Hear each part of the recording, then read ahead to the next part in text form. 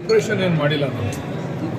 ಅವರಲ್ಲಿ ಕೆಲವು ಸೈದ್ಧಾಂತಿಕ ವಿಚಾರದಲ್ಲಿ ಭಿನ್ನಾಭಿಪ್ರಾಯ ಆಯ್ತು. ನಾವು ಯಾವುದು ಆಪರೇಷನ್ ಮಾಡಿಲ್ಲ. ನಾವು 11 ಜನ ಮಾತ್ರ ನಾವು ಕರೆಕ್ಟಾಗಿಲ್ಲ. ನಾವು 11 ಜನಕ್ಕೆ ನಾವು ನಮ್ಮ ಓಟ್ ನಾವು ಹಾಕೊಂಡು ಬಂದಿದ್ದು 4 ಜನ ಯಾಕೆ ಸರ್ ತಟಸ್ಥ ಆದರು ಅಂತ ಹೇಳಿ ಅವ್ರನ್ನ ಕೇಳಬೇಕು ನೀವು. ಅದನ್ನು ನಾನು ಕೇಳಿದ್ರೆ ಅವ್ರು ಯಾಕೆ ತಟಸ್ಥ ಆದರು ಏನು ಅಂತ ನೀವು ಅವರು ಆಫೀಸ್ ಹತ್ರ ಅವ್ರನ್ನ ಬಿಟ್ಬಿಟ್ಟು ಬಂದ್ಬಿಟ್ಟು ಅವ್ರು ಏನೋ ಇವ್ರಿಗೆ ಸಮಸ್ಯೆ ಆಗಿ ಬರ್ಬೇಕಾದ್ರೆ ನಾನು ಕರ್ಕೊಂಬಂದೆ ಅಷ್ಟೇ. ಅಣ್ಣ ಏನಪ್ಪ ಇಲ್ಲಿ ಹೋಗ್ತಾ ಇದ್ದೀರಾ ಅಂತ.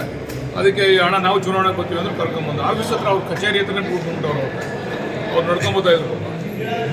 ಅಲ್ಲ ಬಹುಮತ ಇದ್ರು ಸರ್ ಅವ್ರಿಗೆ ಆಗಿಲ್ಲ ಅಂತಂದ್ರೆ ನೀವು ಒಂದಷ್ಟು ಹಣ ನೀವು ದಯಮಾಡಿ ಅವ್ರನ್ನ ಕೇಳ್ಬೇಕು. ನಾವು 11 ಜನ ಕರೆಕ್ಟ್ ಆಗಿದ್ದು 11 ಜನ ಓಟ್ ಹಾಕೊಂಡಿದ್ದೀವಿ. ನೀವು ಸುಮ್ಮನೆ ನಮ್ಮ ಮೇಲೆ ನೀವು ಇಲ್ಲದೇ ಇರತಕ್ಕಂಥದ್ದು ಪ್ರಶ್ನೆಗಳನ್ನ ಕೇಳಿದ್ರೆ ನೀವು ಅಲ್ಲ ಅವ್ರು ಹೇಳುದು ಸರ್ ಅಧಿಕಾರ ಇದೆ ಹಣ ಇದೆ ದುರುಪಯೋಗ ಪಡಿಸ್ಕೊಂಡಿದ್ದಾರೆ ಅಂತ ಹೇಳ್ತಾರೆ. ಈಗ ಸೋತ ಮೇಲೆ ಇನ್ನೇನು ಹೇಳ್ತಾರೆ ಅವರು. ಅದನ್ನ ನೆನ್ನೆ ಹೇಳ್ಬೋದಾಗಿತ್ತಲ್ವಾ. ನೆನ್ನೆ ಯಾಕೆ ಹೇಳಲಿಲ್ಲ? ಅವರೆಲ್ಲ ಒಟ್ಟಿಗೆ ಟೂರ್ ಹೋಗಿದ್ದವರು. ಅವರೆಲ್ಲ ಒಟ್ಟಿಗೆ ಇದ್ದವರು ಟೂರ್ನಲ್ಲಿ. ಕರ್ಕೊಂಬರ್ಬೇಕಾದ್ರೆ ಪಾಪ ಮಧ್ಯದಲ್ಲಿ ಅವ್ರನ್ನ ಬಿಡ್ಬಿಟ್ಟು ಬಂದ್ಬಿಟ್ರೆ ನಾವು ಕರ್ಕೊಂಬಂದು ಅಷ್ಟೇ. ಬರ್ಬೇಕಾದ್ರೆ ನಮ್ಮ ಕಾರಲ್ಲಿ ಕುಣಿಸ್ಕೊಂಡು ಈಗ 4 ಜನ ತಟಸ್ಥ ಆಗಿರೋದು ನಿಮ್ಮ ಜೊತೆ ಸೇರ್ಕೊಂತಾರಂತ ಹಿಂಗೆ ಸೇರ್ಸ್ಕೊಂತೀರ ಸರ್ ನೀವು? ಅದನ್ನು ನೀವು ಅವ್ರನ್ನ ಕೇಳಿ ಸೇರ್ಕೋತೀರ. ಅವ್ರು ನಿಮ್ಮ ಮುಖಾಂತರ ನಮ್ಗೇನೋ ಸೇರ್ಕೋತೀವಿ ಅಂದ್ರೆ ಸೇರಿಸ್ಕೊಂಡು ಮಾಧ್ಯಮದಲ್ಲಿ ಹೇಳ್ಬೇಕಲ್ಲ ಅವರು. ಕಾಂಗ್ರೆಸ್ ಆಪರೇಷನ್ ಸಕ್ಸಸ್ ಆಗಿದೆ. ಯಾವ ಆಪರೇಷನ್ ಇಲ್ಲ. ನಾವು 11 ಜನ ಇದ್ದೀವಿ. 11 ಜನ ಮತ ಹಾಕೊಂಡಿದ್ದೀವಿ. ಅವರಲ್ಲಿ ಭಿನ್ನಾಭಿಪ್ರಾಯ ಆಯಿತು. ನಾವು ಗೆದ್ದಿದ್ದೀವಿ ಅಷ್ಟೇ. ಯಾವ ಆಪರೇಷನ್ನು ಮಾಡಿಲ್ಲ. ನಾವು 11 ಜನ ಗೆದ್ದಿದ್ದೀವಿ. 10 ಜನ ಪ್ಲಸ್ ನಾನೊಂದು 11 ಜನ ನಾವು ಗೆದ್ದಿದ್ದು. ನಮ್ಮಲ್ಲಿ ಯಾವುದೇ ಭಿನ್ನಾಭಿಪ್ರಾಯ ಇರಲ್ಲ. ನಾವು ಗೆದ್ದಿದ್ದೀವಿ ಅಷ್ಟೇ. ನಾಳೆ ಲೋಕಸಭೆ ಚುನಾವಣೆ ಇದೆ ಸರ್, ಅದು ನಿಮಗೆ ಆಪರೇಷನ್ ಆಗುತ್ತಾ? ಅದನ್ನು ಗೊತ್ತಿಲ್ಲಪ್ಪ ನಮಗೆ. ನಾಳೆ ಹಂಗೆ ಅವರೆಲ್ಲ ಡಿವೈಡ್ ಆದರೆ ಅಕಸ್ಮಾತ್ ಎಲ್ಲ ಕಿತ್ತಾಡ್ಕೊಂಡ್ರೆ ಅವರು ಏನಾದ್ರು ತಟಸ್ಥರಾದರೆ ಗೆಲ್ಬೇಕು. ಜೊತೆ ಕರ್ಕೋತೀರಾ ಸರ್? ಹೇಗೆ ಯಾರನ್ನ? ನಾನು ಇಡೀ ಕ್ಷೇತ್ರದ ಶಾಸಕ. ನಾನು ಯಾವುದೋ ಒಂದು ಪಕ್ಷ ಶಾಸಕ ಅಲ್ಲ. ಎಲ್ಲ ಸದಸ್ಯರು ಯಾರು ಬಂದರೂ ಕೂಡ ಕರ್ಕೊತೀನಿ. ಅವ್ರ ಜೊತೆ ಸೇರ್ಕೊಂಡು ಕೆಲಸ ಮಾಡ್ತೀನಿ. ಅದು ನನ್ನ ಕರ್ತವ್ಯ. ಈಗ ಚುನಾವಣೆ ಮುಗಿಯೋವರೆಗೂ ಕೂಡ ನಾ ಪಕ್ಷ ಅಂತಕ್ಕಂಥದ್ದು. ಚುನಾವಣೆ ಆದಮೇಲೆ ನಾವೆಲ್ಲ ಒಂದೇ.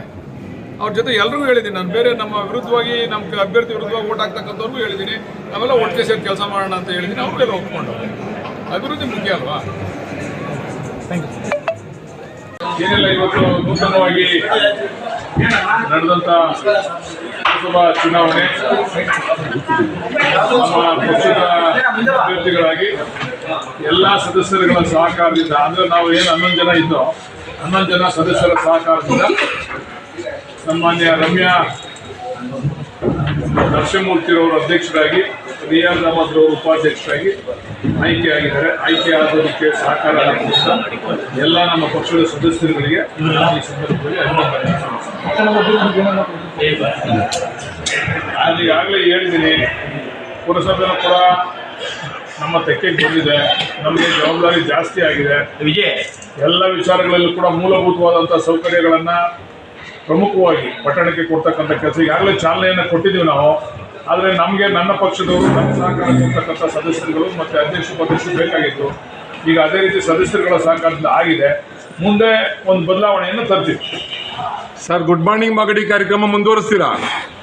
ಗುಡ್ ಮಾರ್ನಿಂಗ್ ಮುಂದುವರಿಸ್ತೀವಿ, ಗುಡ್ ಈವ್ನಿಂಗ್ ಮುಂದುವರಿಸ್ತೀವಿ. ಕಸ ವಿಲೇವಾರಿ ಸಮಸ್ಯೆ ಇದೆಯಲ್ಲ ಸರ್, ಅದ್ರ ಬಗ್ಗೆ ಮಾತಾಡಿ. ಅದಕ್ಕೆ ಈಗ ಉಪಾಧ್ಯಕ್ಷರು ಜವಾಬ್ದಾರಿ ತಗೋಬೇಕು ಅಂತ ಈಗಾಗಲೇ ಕಟ್ಟಪ್ಪಣೆ ಕೊಟ್ಟಿದ್ದೀನಿ.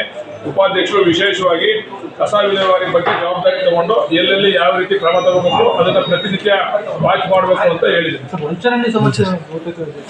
ಒಳಚರಂಡಿಗೆ ಈಗ 60 ಕೋಟಿ ಅಡಿಷನಲ್ ಅಮೌಂಟನ್ನು ಕೊಡಿಸೋದಕ್ಕೆ ಸರ್ಕಾರದ ಪ್ರಸ್ತಾವನೆ ಹೋಗಿದೆ.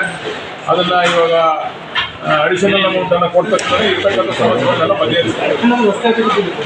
ರಸ್ತೆ ಅಭಿವೃದ್ಧಿಗೆ ಈಗಾಗಲೇ 20 ಕೋಟಿ ಹಣ ಕೊಟ್ಟಿದ್ದೀವಿ. ಪ್ರಮುಖವಾದಂಥ ರಸ್ತೆ ಅಭಿವೃದ್ಧಿಗೆ ಪಟ್ಟಣದ ಅಭಿವೃದ್ಧಿಯನ್ನು ಮಾಡ್ತೀವಿ.